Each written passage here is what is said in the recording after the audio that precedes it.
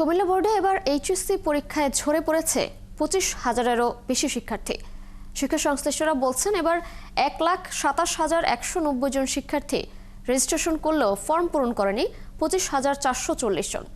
এ নিয়ে উদ্বিগ্ন শিক্ষা সংশ্লিষ্টরা। ঝরে পড়া রোধে অভিভাবক সহ সকলকে এগিয়ে আসার আহ্বান জানিয়েছেন তারা। কাজী এনামুল হকের তথ্য ছবিতে প্রতিবেদন।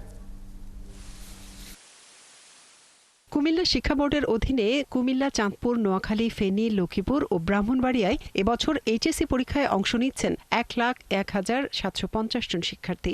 আর পরীক্ষা কেন্দ্র রয়েছে 192টি।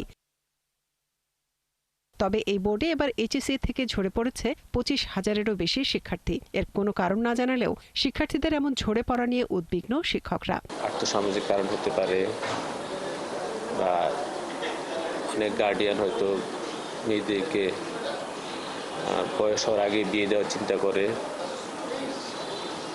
বা কিছুটা আসলে আমাদের সচেতনতার অভাব থাকতে পারে। তবে বোর্ডের উপপরীক্ষা নিয়ন্ত্রক বলছেন গতবারের চেয়ে এবার ঝরে পড়ার সংখ্যা কমেছে, তবে হার প্রায় একই। গত বছর ঝরে পড়েছিল 29,204 জন, আর এবার 1,27,190 জন শিক্ষার্থী রেজিস্ট্রেশন করলেও ফর্ম পূরণ করেননি 25,440 জন। বিভিন্ন যে প্রতিষ্ঠানগুলোতে যারা এরকম ফর্ম ফিলের আওতায় আসে না, তাদের কাছ থেকে আমরা একটা কোয়ারি একটা প্রশ্ন করে আমরা তাদের কেন ঝরে পড়লো, প্রত্যেকটা শিক্ষার্থী ধরে ঝরে পড়ার কারণ চিহ্নিত করে আমরা একটা সার্ভে করতেছি।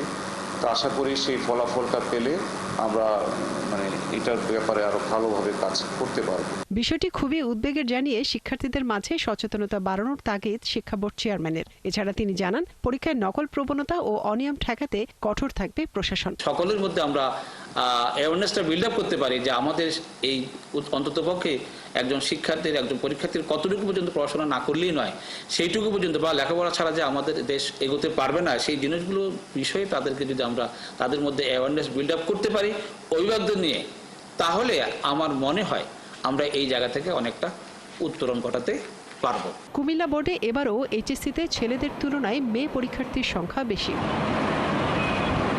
মনিরা কাজুরি, ৭১।